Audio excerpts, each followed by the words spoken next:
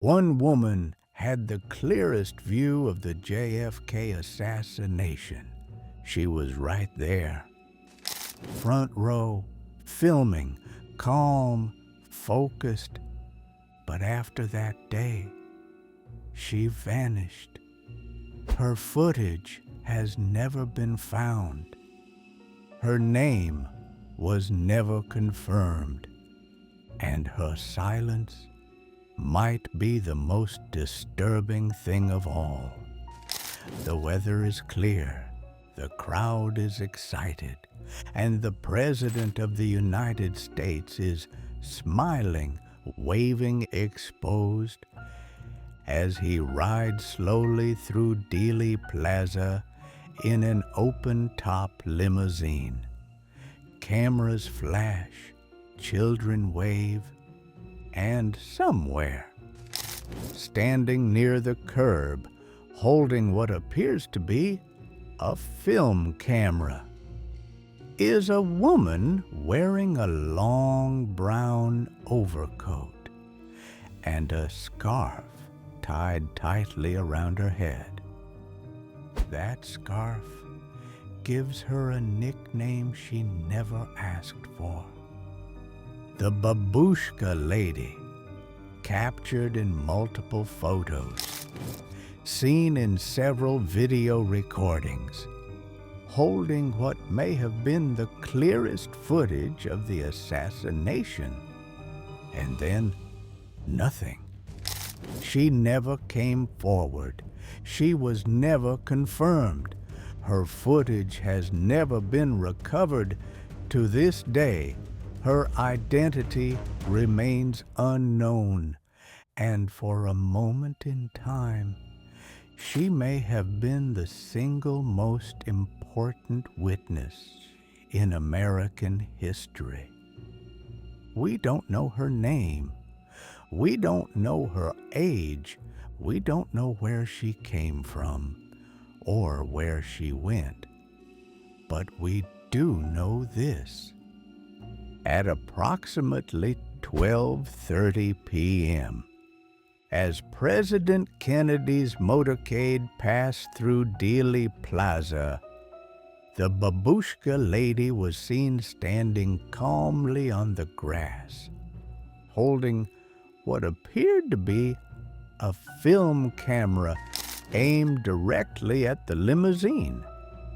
Even after the shots rang out, even as the crowd scattered, she stood her ground and continued filming. This composure alone is strange. Most people ducked, ran, screamed, but she stood still, focused, quiet, filming, as if she expected something to happen, or worse, as if she already knew. There's no debate that she was there. She appears in the Zapruder film, the Orville Nix film, and several photographs taken seconds before and after the shooting. In almost every frame, she's standing closer than almost anyone else, wearing a long brown coat, a headscarf, dark shoes, always holding something in her hands. A camera, likely an 8mm Bell and Howell or Kodak Brownie, both common for the time. And then, as the shots are fired, she appears to pan slightly, following the movement of the car. Eyewitnesses remember her. Police saw her. Some say she even remained at the scene afterward, quietly lingering as investigators swarmed. And yet, in the days, weeks, and decades that followed, she never came forward, never sold her film, never released a statement, never appeared in interviews. Here's where the mystery deepens. In the chaotic aftermath of the assassination, dozens of people were approached by law enforcement and the FBI. Film reels were confiscated, cameras collected, photos reviewed, but no footage from the Babushka Lady has ever surfaced.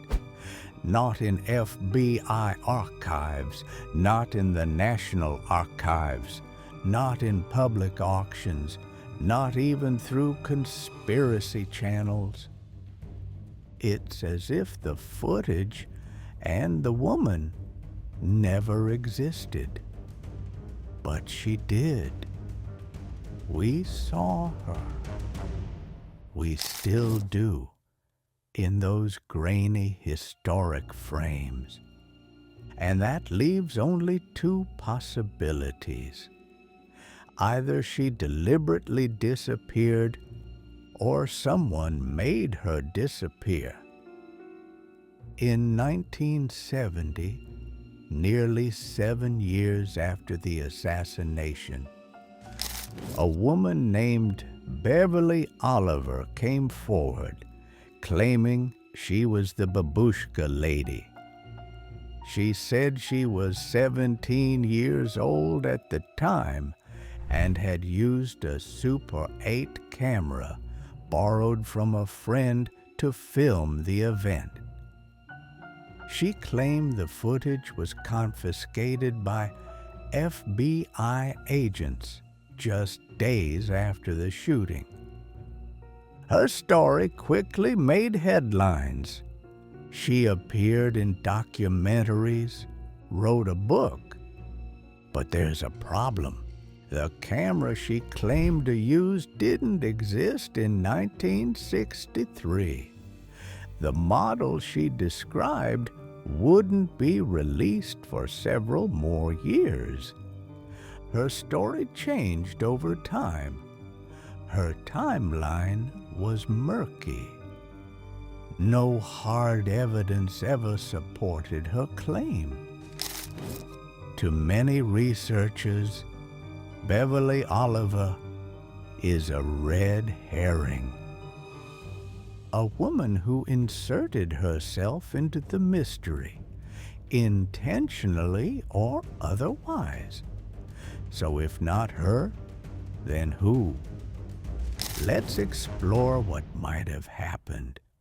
One theory suggests the Babushka Lady wasn't a tourist, but a covert intelligence operative, possibly from the CIA or even a foreign intelligence service, observing U.S. operations during the height of the Cold War.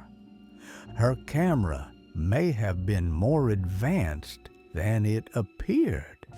She may have been trained to remain calm under fire. And her disappearance? Intentional, because she was never meant to be there as a civilian.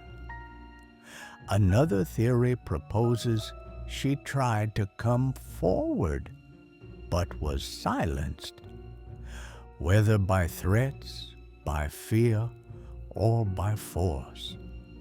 This ties into the much broader speculation that witness testimonies were suppressed, altered, or buried in the weeks following the assassination.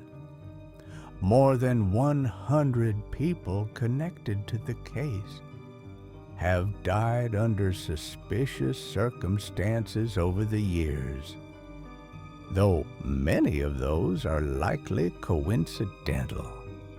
Still, if her footage showed something inconsistent with the official story, a second shooter, a different angle, a suspicious figure on the grassy knoll, it's not hard to imagine why she would vanish. Then there's the quiet theory that she was just a woman caught in the middle of history, shaken, scared, unwilling to become part of the story. She may have destroyed the footage herself out of trauma or fear or the overwhelming pressure of being tied to something so massive. And if that's true, then the mystery becomes not about conspiracy, but grief. So why does this matter now? Because in recent years, new JFK documents have been declassified, and more are expected. Thousands of files are still sealed, some allegedly containing details on surveillance, intelligence operations, and foreign observers active during 1963. Some theorists believe those files may include notes on the Babushka Lady, information on confiscated footage, testimonies from federal agents who spoke with her, or removed her footage from the public record. So far, nothing definitive has emerged, but the question still echoes. Why hasn't anyone after 60 years come forward with that film? In every theory, every speculation, one question remains. What did she see?